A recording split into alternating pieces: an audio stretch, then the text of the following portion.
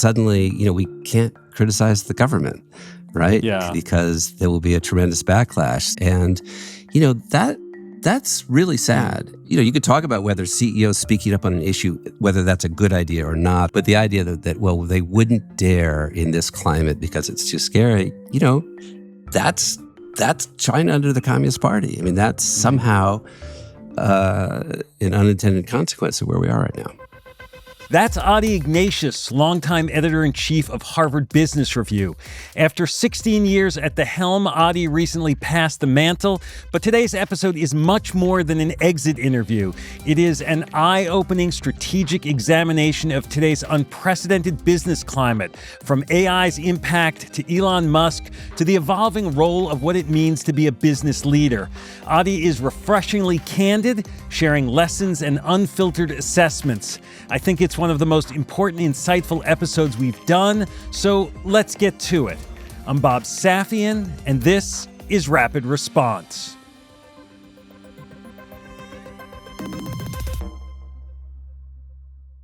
I'm Bob Safian. I'm here with Adi Ignatius, the longtime editor-in-chief of Harvard Business Review and an old colleague and friend. Adi, great, as always, to chat with you. Nice to be on with you. Thanks for doing this. You and I first worked together at Time magazine as executive editors. You have then ran HBR for more than 15 years before turning over the reins to Amy Bernstein earlier this year. Is it a bittersweet moment passing the mantle, or are you content? I know I had mixed feelings about leaving Fast Company. So yes and no. I mean, it's it's nice to be editor-in-chief. I reached a point in my career, though, where I didn't want to have direct reports. I didn't want to be sitting in meetings with the board. I realized what I needed at this moment in my life was to get back to the reason we all got into this profession in the first place, to write, to report. I definitely have a pep in my step. And yes, I miss some of the trappings of power, but I'm really happy with the shift. You've covered so many seminal, tumultuous moments: wars, 9/11, market collapses, regime changes. 2025, the current climate, it feels like we're at a threshold, even though it's not quite cataclysmic. Do you have a thought, a feeling about what we've seen so far in 2025? So there are some indexes that track fear, and the fear index has been kind of off the charts in ways that it had only been during the kind of early peak of COVID and during the financial collapse of 2008. So, to the extent we can measure something, we're in a strange moment. I don't mean to make much of a plug for HBR, but, we've just launched a new product called HBR Executive, which is very much leaning into the fact that this, it's always hard at the top, but this is a really difficult moment to lead, partly because AI is out there and it's going to disrupt us all. And we're not sure when, and we're not sure how or how much, but it will. So that huge uncertainty there. And then so maybe what you're hinting at, the kind of political and geopolitical uncertainty is just off the charts and really makes it difficult. So our point is not just to say it's uncertain out there, folks, but to say it's uncertain out there and there's things we've never seen before, but we have lived through moments in the past of enormous uncertainty, and there are ways to lead through it. And we will try to share some of those best practices. Do you have a framework or a philosophy about how you personally think about change? So if there are two big uncertainties now, and let's say technology, but especially AI, and then the geopolitics, I think with AI, I'm not an expert on anything, but I talk to a lot of people, and Kareem Lakhani at HBS, who's really an expert on AI, generative AI in the workplace. I mean, his big thought is that CEOs are talking about AI all the time. They're talking to their boards, they're talking to their shareholders, they're sounding knowledgeable, and he says, in fact, they're not. Most CEOs are not even remotely knowledgeable, and that it's really important that they get that threshold of kind of competence and understanding. If you're in the camp that thinks AI is truly going to change everything, and I am until proven otherwise, then the transformation needs to be driven from the top, so it needs to be understood, from the top. So I think part of it, so the technological part is you've got to get involved, and it has to be CEO driven. With politics and geopolitics, I mean, in a sense, you have to have your own foreign policy, right? Every company needs to really pay attention and think there's so much baloney coming out of Washington, but then some of it sticks, right? Some of it is not bluster, but is actually significant. So either connecting with people who know or having people on your team who really know and know how to kind of tease out what's real versus what's not real, what you need to panic about, what you don't need to panic about is really essential. So you can't just sit back and try to follow the news cycle because the news cycles are insane, right? And not helpful. So I think those are a couple things, a couple ways to think about it. I mean, there's a lot of scenario planning. I talked to a Brazilian CEO today, right? So they're suddenly threatened with, enormous levels of tariffs that are purely personal. Brazil has a trade deficit with the U.S., and yet, Trump is threatening them with enormous tariffs. It's purely personal, political. He doesn't like Lula, and he liked Bolsonaro, and he's trying to kind of manipulate Brazilian politics and how its Supreme Court works. So, what do you do with that? So this CEO, they are doing a bunch of scenario planning. If tariffs come in at 50%, if they come in at half that, if they come in at 10%, and they're not sure what else to do because it is just enormously uncertain. Well, and I guess all these institutions have to develop the capacity to be more flexible than maybe they've needed to be before because things are so unstable, right? Which I guess AI maybe provides an opportunity to do if you can get your organization to handle it the right way. I guess. We live through a. I mean, it's not like this is the worst time in the history of the world. It's definitely not. There have been periods that were, much more uncertain because there was, broader global war, et cetera. Okay. But we had a kind of, post-World War II order and predictability that obviously had winners and losers, and there were, terrible tragedies along the way. But, there was a basic, rules-based order, at least, in the West, and you kind of knew what to expect. So now you don't. And the U.S. has a president that doesn't like rules-based order. So you've lost a certain reliability or dependability on what America, the world's most powerful country, stands for and will be advocating for. So it's tough. It's slippery. And I know the knee-jerk thing is to say, well, China's the big winner. And I think it's important to really analyze that. But I think it's possible China's the big winner as the kind of global economy and global, trade protocol is restructured. I think a lot of this could be to China's benefit. For our listeners' benefit, you spent a fair amount of time in China. You were Wall Street Journal bureau chief in Beijing. You ran Time Asia. You were also a bureau chief in Moscow. So you've been inside some of these places that people are trying to figure out right now. Are there ways that you think people understand or misunderstand what's going on in China, what's going on in Russia, and what the impact is going to be on us? So Americans, I think, by and large, misunderstand China. Americans, by and large, are not comfortable with the repressions that exist in China with a sort of strongman government. And, that's all fine. China is booming. I mean, you go to a Chinese city and you feel, wow, I'm in the future and America's not in the future, right? I think there's some people who associate the repression in China with the sense that people are listless and want to overthrow their government or unhappy. And it couldn't be farther from the truth. I mean, China is booming.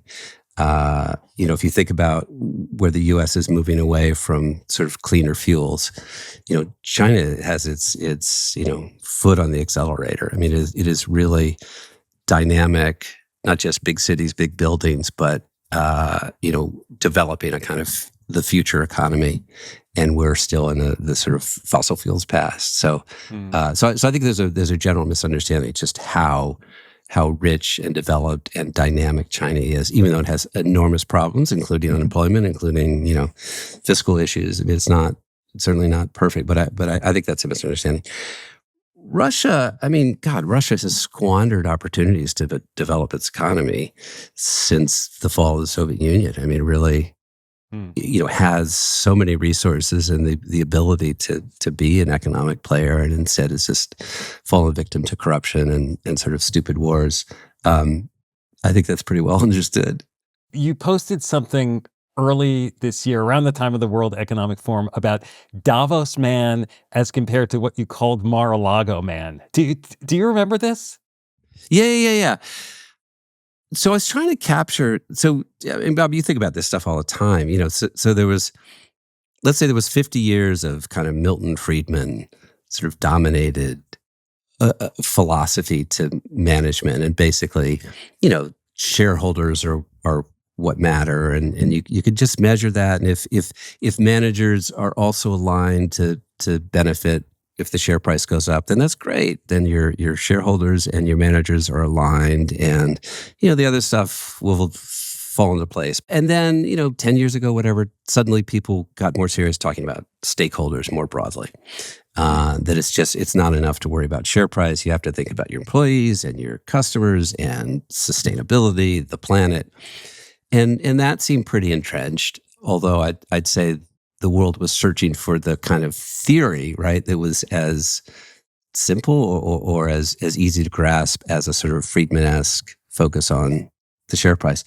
HBR, we wrote lots about stakeholder capitalism, and it kind of became, that's what they were teaching at Harvard Business School, and that's what everybody in Davos was talking about. You need to worry more about your bottom than just about your bottom line, the share price. And then Trump got elected. So that's why I wrote this piece on Davos Man. And this is defining Davos Man as, elite businessman, but who also gets, whatever, they're listening to their kids or whatever outside pressure, but they understand, they have to think about the externalities they're creating. They have to think about the planet. They have to think about some social issues and not just the bottom line. And then Mar-a-Lago Man, is now in ascendance. And, in some ways, Mark Andreessen gave an interview, I think to the New York Times, that it's worth reading because he's just really articulate in speaking about kind of this new wave, sort of like Mark Zuckerberg saying, more masculine energy. And, so Andreessen just says things like, why would I want people to bring their whole selves to work? Like, why is that good? And that's been such a for a decade, we've been saying, you want your employees engaged, let them bring their whole selves to work. So that's being questioned. So the point of the article I wrote is that to the extent to which, you should have values as a company that don't flip-flop with every election, right? You should figure out what they are, and then you stick to them, hell or high water. And if it's just performative, then okay, get rid of them. That's fine. But you have to figure out what your values are, and they cannot just be, subject to every twist in the political calculation. No, and I think we have seen that because the pressure Trump is putting on leaders to, you're either committed to this or you're going to go away, whether it's, DEI or, whatever, immigration policy or something else, right? What do you really believe in? That is what did Ken Frazier, the former Merck CEO, said to me, their principles and then their preferences, right? And if you're not going to pay a little cost for something, then it's really just a preference, and don't turn it into a principle if it's not something, you're willing to have it cost you a little bit. Yeah, no, that's well put. And look, I feel for CEOs now who don't want to be in the crosshairs of this administration, because they could make life difficult for you as they can make life difficult for politicians who stand in their way. But, there is a search for an alternative. I talked to a Silicon Valley CEO recently who, in Silicon Valley, CEOs there don't have the same political beliefs. There's certainly a strong libertarian strain there. But this was a guy who said, you have to understand, we were deep blue. Right. This is this CEO and his cohorts, right, in the tech world. We were deep blue, and then they got pissed off with regulation and didn't like Biden's appointments and thought Biden was unfriendly to business and to mergers and things like that. Okay, fine. That's a perception. And he said we became deep red, and we were excited about Trump. We were excited that Musk was going to be doing the Doge thing. We were excited about Lutnick and trade. We were excited, and then the administration began, and there was this, incredible uncertainty with all this tariff stuff that just made it hard to lead a business. And then more than that, the immigration thing, it made it really difficult to bring engineers in, even from, forget China, but from India. So So, these are guys who flipped deep blue to deep red and are now having buyer's remorse. And, the extent to which, I think, whoever wins the next election will have to have a platform that is somehow appealing to business. I mean, the Biden administration, I mean, there were parts of it that almost seemed cartoonishly anti-business. They're bad and rapacious. And, I believe in regulation, of course, but there has to be a middle ground. You cannot lose business and hope to prevail, I think, in this country. You mentioned this, that sort of a lot of business leaders just sort of kind of want to keep their heads down right now. Do CEOs wish they could be more outspoken, or is speaking out like bravery, or is it just like foolishness at this point? I love this topic because if you go back a generation, CEOs didn't talk publicly about political issues and social issues. Like, why would they? That would be crazy. And then with the rise of the internet, there was this sort of truism, and I feel like I said it many times, that CEOs don't have the option of not speaking, right? Because yes, their employees want to know where they stand on these important social and political issues. Their customers want to know. If you decide, I'm just going to stay silent, the internet, X, will interpret your silence however it wants to, and it might be negative. So you have no choice. You have to jump in to the fray. And we wrote articles, and I've said that was sort of the new reality. Well, maybe not, right? Target's problems, Bud Light. I mean, there were attempts to get involved in social issues that really backfired, that made I think companies think twice about what they're doing. I guess where we've landed is that again, you figure out what your real values are, and if there are issues that really touch your business directly, or your, the values that you stand for, then yes, you cannot be silent. It's on you to kind of sustain your values and your principles and who you are. But this idea that you have to weigh in or your employees will get mad, I think we've rethought that. Part of what appealed to me about your framing of Davos Man versus Mar-a-Lago Man, like Davos Man is sort of CEO as statesman in a lot of ways, right?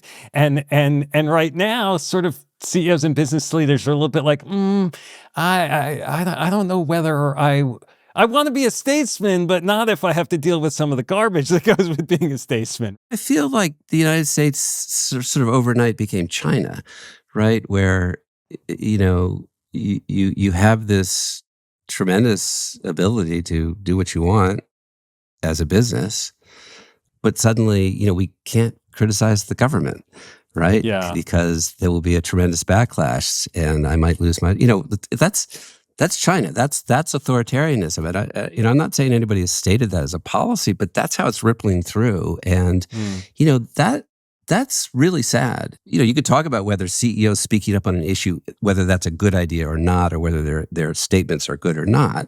But the idea that they wouldn't dare in this climate because it's too scary, that's China under the Communist Party. I mean, that's somehow an unintended consequence of where we are right now. I have to ask you about Harvard's battle with the Trump administration. I mean, you work at Harvard, of course. What's the feeling at the institution? Yeah, I mean, I can't speak for Harvard. I'm not involved in any of these conversations. There's soul searching at Harvard, certainly. I mean, if there are charges of let's say anti-Semitism coming from anywhere, you have to take that seriously and not dismiss that and figure out, all right, have we created a climate for that? And if so, how do we respond? And any intelligent institution would take that seriously and figure out what to do. As a layperson, it seems like this is more personal and vindictive than fact-based. That for a kind of from a MAGA perspective, Harvard is the enemy. A bunch of mostly liberal experts telling people what to do. Harvard's always been a target. I mean, you look at clickbait in any, news thing, and if it's somebody, taking down Harvard or Harvard makes a mistake, I mean, the world loves to loves to read about that because it's a symbol of greatness or liberalness or both. And so if they slip up, it's a target. So I will say, having talked to a lot of Harvard alumni, it's not universal, but by and large, and almost everyone I've talked to is really impressed with Alan Garber and with Harvard's response. When the charges of, Harvard is anti-Semitic came out, there were people who canceled their subscriptions to Harvard Business Review saying, look, I don't want to give money to any publication that's linked to a, quote unquote, anti-Semitic organization. So that was an initial backlash.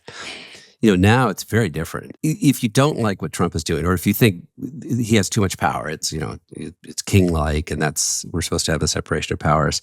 It's like, well, who will stand up? And the lawyers won't stand up. And, companies we've already talked about are too intimidated to just kind of respond. And so, Harvard's not caving. And who knows where it goes if it ends up as a positive thing or a negative thing. But I do find a lot of outside support for that. If Harvard's not going to stand up to the president, what other academic institution would, right? Yeah. And look, I know I heard somebody at UCLA just saying, good for Harvard. We couldn't do that. They can't even pretend they could do that just with their dependence on federal money to sort of function as an institution. I mean, it's crazy taking away the grant money for Harvard. I mean, these are grants to solve problems that America has that the government cannot do. So to take away that funding, it doesn't hurt Harvard exactly. Yeah, it hurts Harvard, but these are, this is meant to be health research or other research that like America needs, American citizens need. You're hurting America. I mean, it's just, there's something truly insane about this particular battle. Again, speaking as a layperson and not as an insider. And, I think there are few institutions who could imagine standing up, and that might depend on the big endowment that they have that enables them maybe to survive these kind of shocks. The other king in America, I guess, or potential king, it seemed to be Elon Musk. Right, the other guy who seems like he can do whatever he wants with almost no repercussions. Although I don't know whether the departure of ex-CEO Lindy Yaccarino means anything related to whatever Grok's anti-Semitic exchanges. It's so hard to follow, even with Musk, sort of what's going on, his new political foray. He seems to be in the news every bit as much as Trump. Do you have a perspective on Musk? I mean, I think Musk has been chasing. I mean, I think he's realized his foray into politics has cost him at Tesla, certainly. The damage the business is facing is pretty directly related to the perception of sort of what he's doing, that was bad for his business. I don't know why he then came back and said, I'm going to form another political party, because I think that the polls I've seen, it seems to be contributing to a sort of negative take on him and on his business. So, I mean, even when he took over Twitter, right? I mean, it seemed more like he was trolling himself, maybe. I mean, he sort of enjoys playing the role of the troll. It seems like more than running a business, more than doing Doge. I mean, that seems to be really sort of fundamental to his identity. So even though I think he's been chasing and he's got a board saying, can you pay a little attention to our business over here? I think he sort of seems incorrigible, or just seems to have this desire to kind of jump in the most public ways possible. I mean, he's addicted, it seems like, to his X following and his ability to kind of troll and get a reaction. I mean, it's interesting too for me, because as a business leader, I think he was, and has been admired and, extolled about his vision as a business leader and what he's built and what he sees. And this foray into the government work has it's undercut some of that too, right? So I think about, should HBR interview Donald Trump? Should HBR interview Elon Musk? With Donald Trump, we've decided not to pursue that. And that's a tricky one. I mean, he is the president of the United States, and the president of the United States should presumably have interesting things to say about the economy and about business that would be valuable to readers. But, those interviews go off the rails, right? And you're tempted to kind of fact check him and correct him, and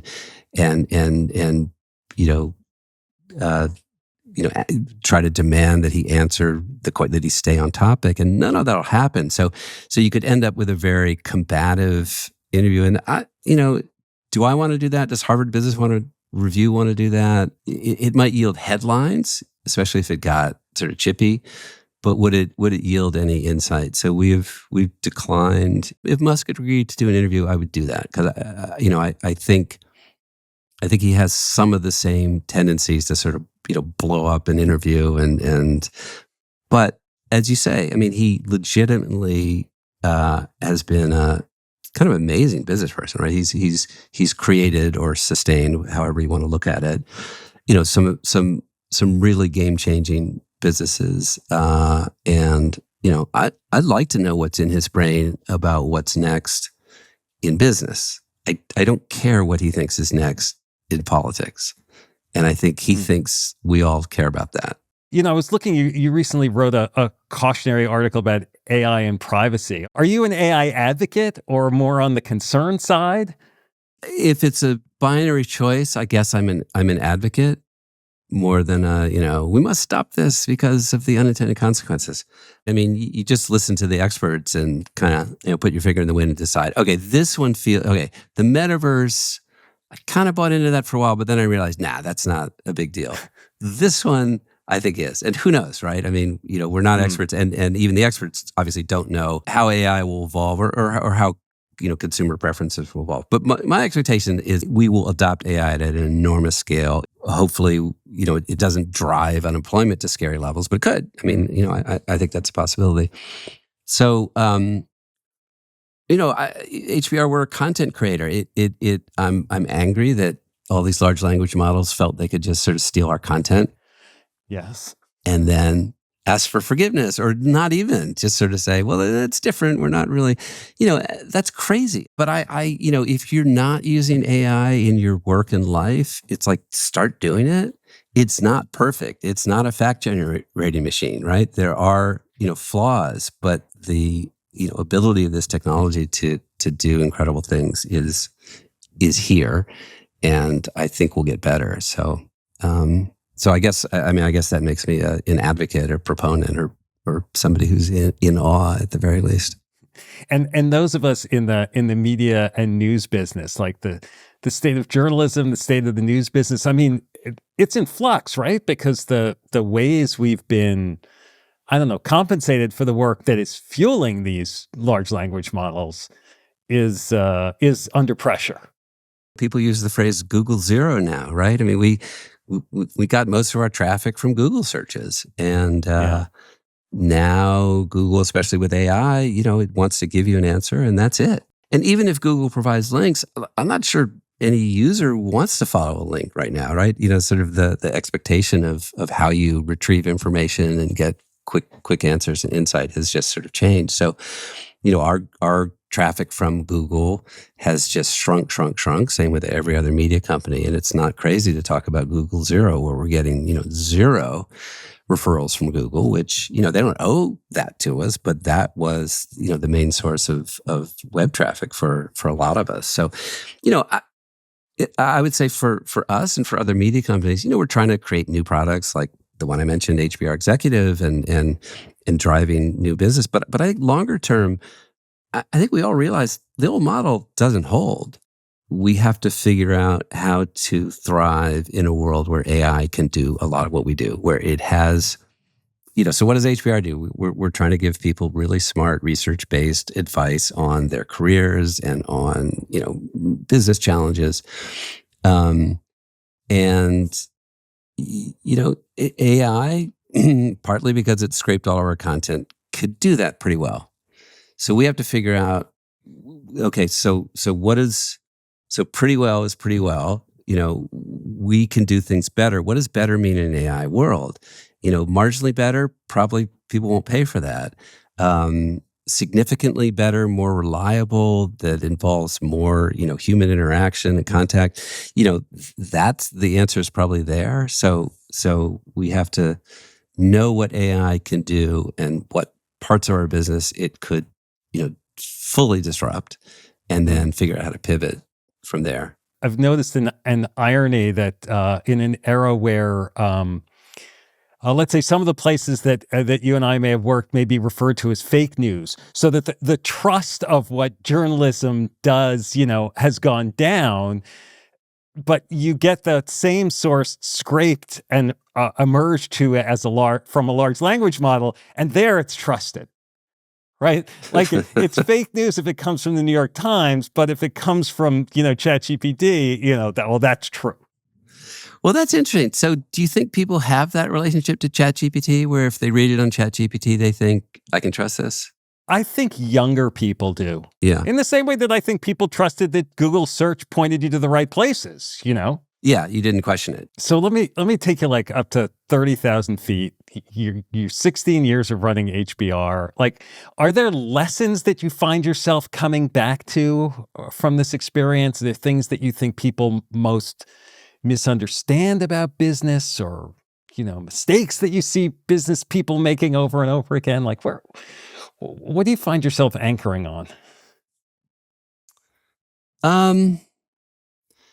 I think leadership is real. I do think, companies can succeed or founder depending on the quality of leadership, and that it's not simply genetic, you're charismatic or you're smart or you're not, that you can learn. You can learn to listen. You can learn to manage your time in ways that take advantage of what you need to do versus what anybody can do. I do believe in that there's an ability to hone your skills as a leader, and and whether it's from an aphorism from Jack Welch or a 12-page piece that has a framework for that there are ways to learn and really improve your game. So I do believe in that. The search for the kind of purpose of business, what we were talking about before, where, for 50 years, it was all about the share price. I think we need a new sort of consensus of the new paradigm. And it may be that the stakeholder stuff was too fuzzy or unclear. I won't say woke, because I don't think that's a helpful word ever. But is there a theory of the case that we can all agree on, that what is the responsibility of a company, of a CEO?